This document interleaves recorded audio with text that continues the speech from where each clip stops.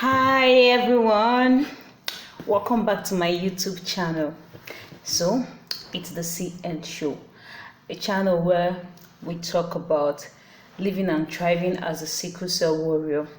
On this channel we go through the experiences of a warrior, what a warrior experiences, and how to thrive and be successful using my story as an example.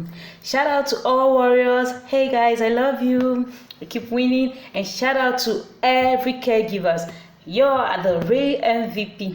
Okay, so in my last video I was talking about my journey to self-discovery, and last time I spoke about how I made a conscious effort to study and know more about the sickle cell disease. So I continue to study, and I continue to ask questions. So when I understood that sickle cell disease is not a death sentence, one, neither is it a witchcraft, like a wizardry or witchcraft, like neither is anyone who is born as a sickle cell warrior a witch or something, and also neither are sickle cell warriors like cursed people, because I used to think that I was cursed. Oftentimes I'll be like, God, I'll ask my mom, did I offend anyone in my last word? And I've even heard my mom a couple of times. She was like, God, whatever she has done wrong, for this punishment to be for her, please forgive her, and all of those things. But when I came to understand the facts surrounding the sickle cell disease, that was my first point to self-realization, to self-discovery. So when I understood it wasn't a death sentence, and that actually I could live optimally, I could even live the best life, the life of my dream, despite being a warrior.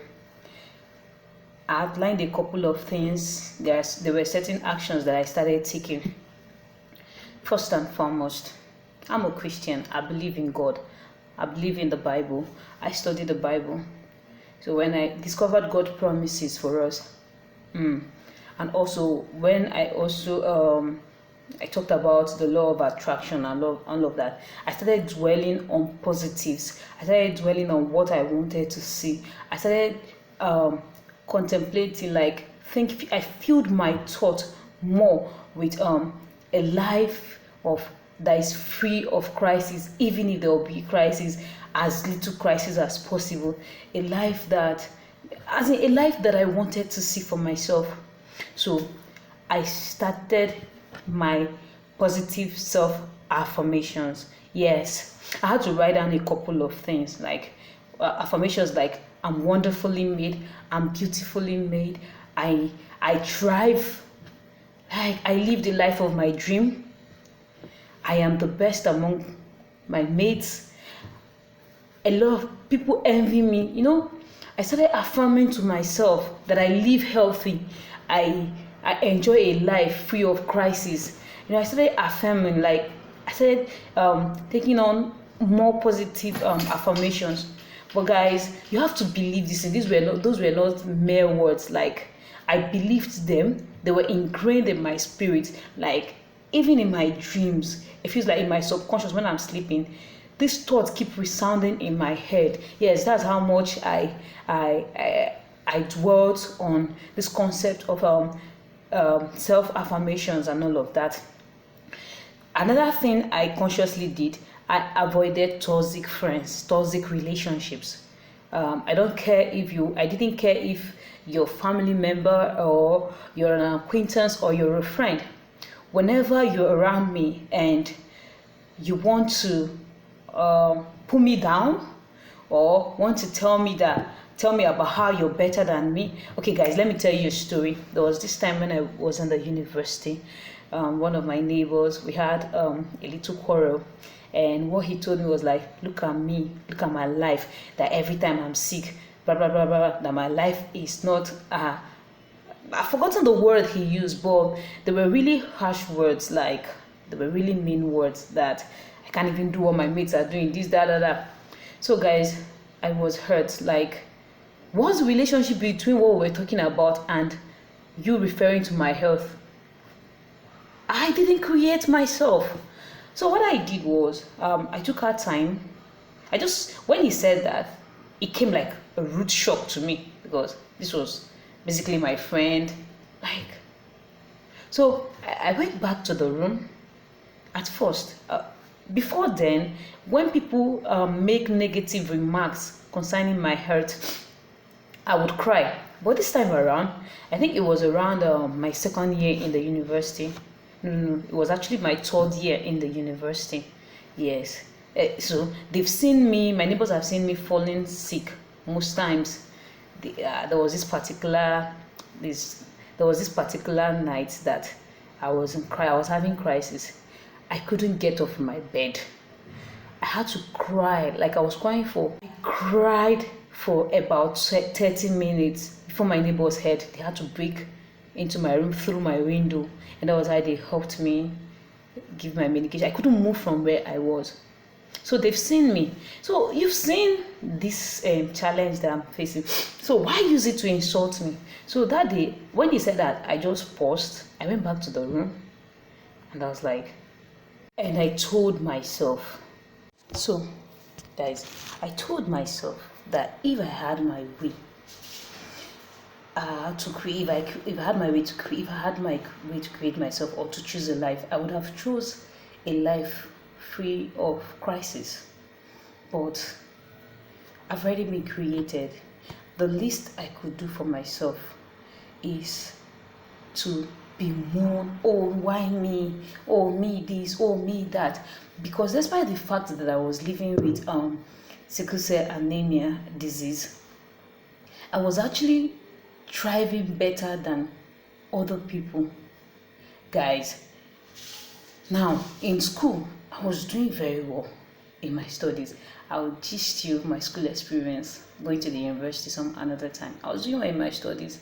Like, I could do a lot of things.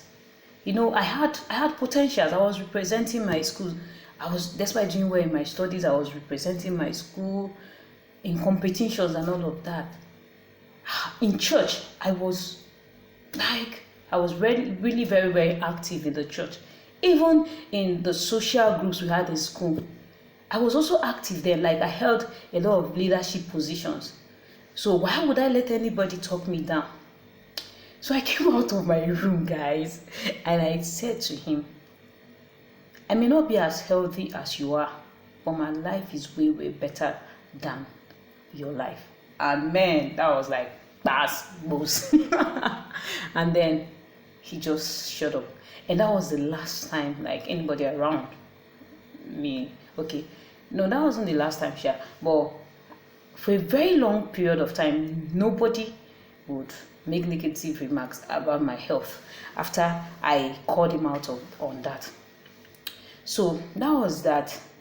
And then as time went by, I started volunteering for sickle cell disease awareness and courses. Now, on my own, I think there was a talk I went for. That was I went for this Young Stars Foundation. We had this self-esteem training, and Mr. Kingsley, the owner of Banwell, the owner of the foundation, the founder of the foundation, he was telling us about how to own yourself, how to express yourself, and all of that. I went from that training with something. Guys, I promised to tell you how I introduce myself now. So let me tell you. Since then, but I had to first internalize it. I had to be sure that I wanted to go public with my health status. I wanted to be sure that when I introduce myself and negative comments and remarks coming, I'll be able to handle it.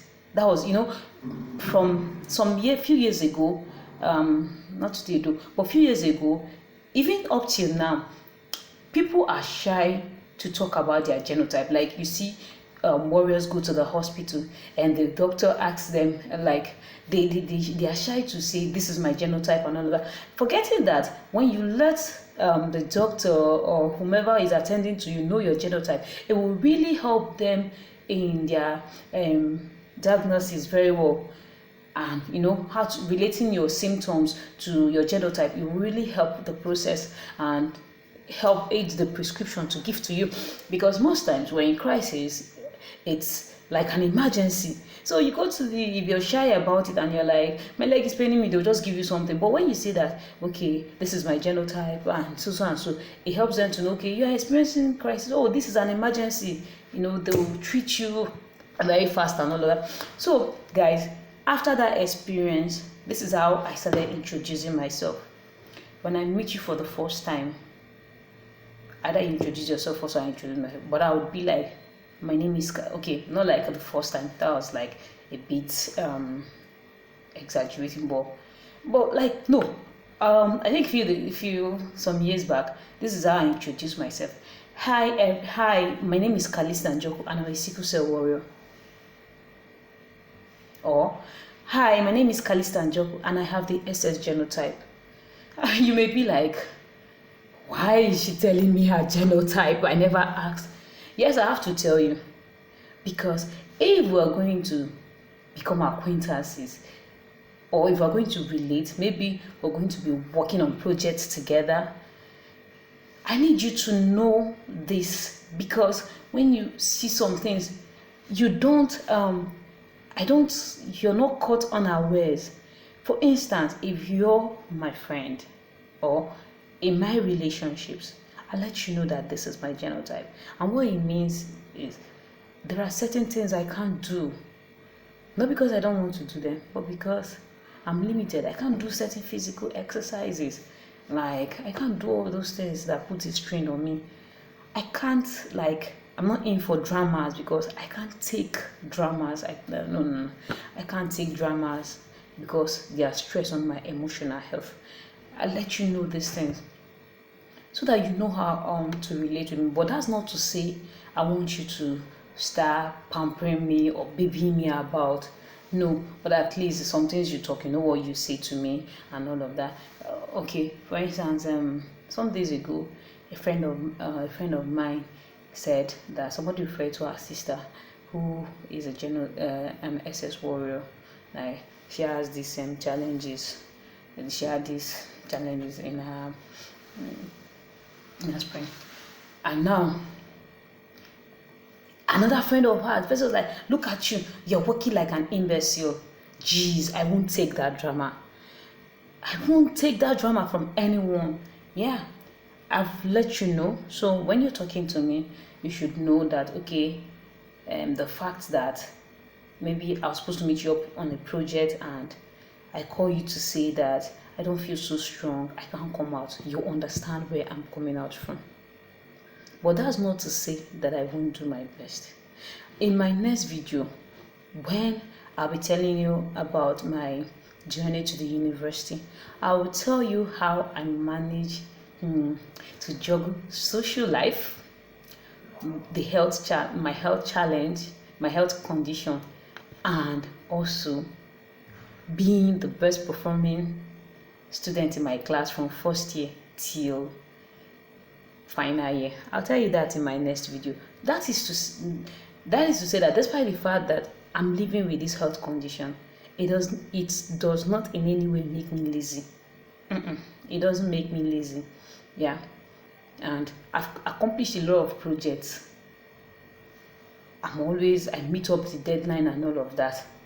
So I tell you just to know that I won't take certain things from you. Okay, let me just give us something that happened in one of my relationships. Imagine someone I was going out with telling me that if he leaves me, because he's AA, that if he leaves me, that I will never find anyone like him. Guys, guess what I told him? Immediately, I said, once you walk out of my life, I will not get someone as you.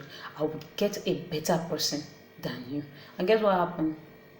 It didn't take me 2 days to end that relationship. That is how much I avoid toxic friends and toxic relationships. No, you can't put a strain on my mental health. I have enough things already I'm battling with. So, enough of getting all emotional this morning. So, guys, what I'm just saying is own yourself. Discover who you are, know your strengths, know your weaknesses, and own it. There are no two yous in the world. Yeah, it's just you. My challenge may not be your challenge. Your challenge may not be physical health condition. It may be something else. But own yourself. Own yourself. Write your story by yourself. Yes, because if you give another person your script to write, they will mess it up theirs. Even if they write it, they may not write it the way you want. So why don't you own your story? Write it, write it the way you want it to be read. And that was what I did when I discovered that, oh, this is the condition I was born with. Or I wouldn't let that determine what I wouldn't let the second life would be.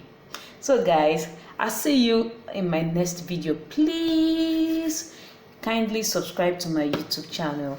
If you love this video, share it to your friends, because I'm sure a lot of warriors out there, they're still shying away from the fact that they are actually living with sickle cell disease. They're still shying away from it because of what the stereotypes from society and discrimination. Please share the story. I know someone around you, even caregivers, they would learn from my story. They would learn a lot of things from this channel. Please, let's give a thumbs up. Please subscribe.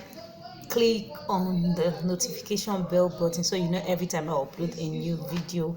Kindly like and subscribe. I love you all, and remember, sickle cell disease is not a death sentence. God bless you all.